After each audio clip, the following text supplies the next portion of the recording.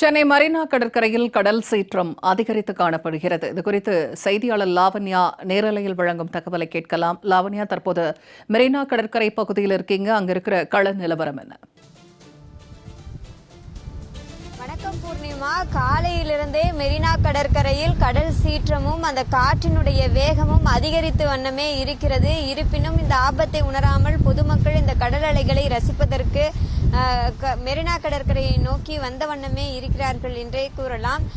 தென்மேற்கு வங்கக்கடலில் ஏற்பட்டுள்ள அந்த ஆழ்ந்த காற்றழுத்த தாழ்வு மண்டலம் இன்னும் சிறிது நேரத்தில் புயலாக மாற வாய்ப்பிருப்பதாக ஒரு தகவல் வெளியாகி இருக்கிறது. அதனை முன்னிட்டு தமிழகம், புதுவை, காரைக்கால் பகுதிகளில் மழைக்கான எச்சரிக்கையை சென்னை வானிலை ஆய்வு மையம் வழங்கி வருகிறது. இருப்பினும் தமிழகத்தினுடைய பல்வேறு மாவட்டங்களில் மழையானது வெளுத்து வாங்கி கொண்டிருக்கிறதே என்று கூறலாம். அதிலும் குறிப்பாக சென்னையில் மழைக்கான அறிகுறி, அதாவது வானம் ஒரு இருண்டு காணப்படுகிறது. பகல் வேளையிலே வாகன ஓட்டிகள் கூட வாகனங்களில் முகப்பு விளக்குகளை எரியவிட்டபடித்தான் சாலையில் செல்வதை காண முடிகிறது. அதிலும் கடற்கரையை கேட்கவே வேண்டாம், அவ்வளவு ஒரு சீற்றத்தோடு இந்த கடற்கரைகள் காணப்படுகிறது. எப்பொழுதுமே அமைதியாக ரசிக்கும் வண்ணம், ஒரு சூழலை இனிமையாக்கும் வண்ணம் இருக்கக்கூடிய இந்த கடற்கரைகளினுடைய இன்னொரு முகத்தை தான் நான் தற்பொழுது பார்த்து கொண்டிருக்கிறோம். கடல் அலைகளில் கடல் அலைகளில் இருக்கக்கூடிய அந்த ஆக்ரோஷம் என்பது ஒரு பயமுறுத்தும் விதமாகத்தான் இருக்கிறது. மேலும் தரைக்காற்றினுடைய அந்த அளவும் அடர்த்தியும் அதிகரித்த வண்ணம் இருப்பதன் காரணமாக மணல்கள் அனைத்துமே பறந்து வந்து மாற்றுத்திறனாளிகளினுடைய நடைபாதையில் கூட குவிந்திருக்கக்கூடிய அந்த காட்சிகளை எல்லாம் காண முடிகிறது. தற்பொழுது இந்த பகுதியை சேர்ந்த ஒருவர் நம்மோடு இருக்கிறார். வணக்கம் சார். இப்ப நீங்க இந்த பகுதிக்கு வந்திருக்கீங்க. இயல்பை விட இந்த பகுதி எப்படி இருக்குன்னு நீங்க நினைக்கிறீங்க? ரெகுலராக எப்போதும் வரும்போது பார்த்தீங்கன்னா ரொம்ப நார்மலான சூழ்நிலை தான் இருக்கும். ஆனால் இப்போ பார்க்கும்போது ரொம்ப பயங்கரமாக இருக்குது. எப்போதும் அழகான கடலை ரசித்து பழகி இப்போ ஆக்ரோஷமான கடலை பார்க்க நம்மளுக்கு பயமாக இருக்குது. எப்போதும் பக்கத்தில் போய் பார்ப்போம், இப்போ பக்கத்தில் போகிறது கூட பயமாக இருக்குது. அந்தளவு கடலுடைய இது இருக்குது. இந்த புயலை எப்போதும் நம்ம கேள்விப்படுறோம். ஆக்சுவலாக நாங்கள் திருச்சி, சென்னை வரும்போதெல்லாம் சும்மா கடலுக்கு வருவோம். அந்த புயல் டைமில் இந்த முடிக்கு வந்ததில்லை. ஒவ்வொரு தடவையும் புயல் வரும்போது நம்ம நினைப்போம், சென்னையில் உள்ளவங்க, நம்ம சொந்தக்காரங்க, நம்மள மக்கள்லாம் என்ன பண்ணுறாங்க, எவ்வளோ கஷ்டப்படுறாங்கன்னு இங்கே பார்க்கும்போது தான் தெரியுது. ஏன்னா நார்மலாக இந்த கடலை பார்க்கும்போது நார்மலாக இருக்குது, கொஞ்சம் ஆக்ரோஷமாக இருக்குன்னு தெரியுது. ஆனால் இதோடைய கோவத்துடைய வெளிப்பாடு பார்த்தீங்கன்னா உலகம் இந்த மக்கள் எல்லாம் எவ்வளோ பாதிப்பு வருது, மக்கள்லாம் எவ்வளோ கஷ்டப்படுறாங்க. என்ன வேணாலும் நடக்கலாம்.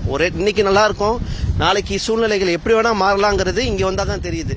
எல்லா மக்கள் நார்மல் நடந்துட்டு இருப்போம். நாளைக்கு பார்த்தா அவங்களுடைய சாப்பாடுக்கு எல்லாத்துக்குமே ஒரு இடத்துக்கு போறது வர்றது, அவங்களுடைய இயல்பு வாழ்க்கையில முற்றிலும் பாதிப்பு அடைஞ்சு அவங்களுடைய வாழ்க்கையே வேற மாதிரி ஆயிரும் ஒரே நாள்ல. இதுக்கு ரொம்ப நாட்கள்லாம் தேவையில்லை.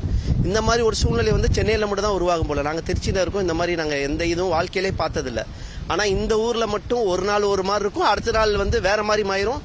அதுக்கு அடுத்த நாள் மக்கள் இயல்பு வாழ்க்கையில அவங்கவுங்க வாழ்ந்துட்டு போயிருவாங்க. அதுதான் சென்னை. ஆனா அதையும் மக்கள் ரொம்ப சாதாரணமா புயல் எல்லாத்தையும் நல்லபடியா அதை ஃபேஸ் பண்றதெல்லாம் ரொம்ப சாதாரணமா ஃபேஸ் பண்ணி நல்லபடியா யாருக்கு எந்த பாதிப்பு இல்லாம அதுல இருந்து மீண்டு வரணும்னு சொல்லி கேட்டுக்கிறேன். எந்த புயலுமே சென்னையை தான் அஃபெக்ட் பண்ணுது. அது யாருக்கும் எந்த பாதிப்பு இல்லாம இருக்கணும். அதுதான் என்னுடைய ரொம்ப ரொம்ப என்னுடைய வேண்டுகோள். இறைவனத்துல நானும் அதான் பிரார்த்திக்கிறேன். தொடர்ந்து ஒரு காற்றினுடைய வேகமும் அலைகளினுடைய சீற்றமும் கூட பொதுமக்களுக்கு எந்த மாதிரியான ஒரு எண்ண ஓட்டத்தை கொடுக்குது அப்படிங்கறத இவர் பேசினதுல இருந்தே நம்ம தெரிஞ்சுக்கலாம். ஏன்னா குறிப்பிடும் பொழுதே சொல்லியிருக்கிறாரு, எந்த புயல் தாக்கினாலும் முதலில் அதிகமான பாதிப்பை அடைவது சென்னை தான்.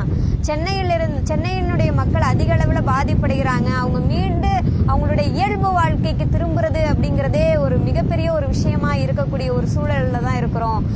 எந்த நேரத்தில் வேண்டுமானாலும் எந்த சூழ்நிலைகள் வேண்டுமானாலும் மாறலாம் அப்படிங்கிறது இருக்கக்கூடிய ஒரு யதார்த்தத்துல தான் நம்ம இருக்கோம் அப்படின்ற மாதிரி சொல்லியிருக்கிறாங்க. இப்ப நேரம் கடக்க கடக்க காற்றினுடைய வேகம் அதிகரிச்சுக்கிட்டே இருக்கு. மழையை எப்பொழுதுமே இயற்கையை நம்ம இந்த அளவுதான் அப்படின்றது மாதிரி தீர்மானிக்க முடியாது. காலையிலிருந்தே கடல்களினுடைய சீற்றம் தொடர்ந்து அதிகரிச்சுக்கிட்டு தான் இருக்கு. பூர்ணிமா, மெரினாவிலிருந்து நேரலை தகவல்களை வழங்கியமைக்கு நன்றி லாவண்யா.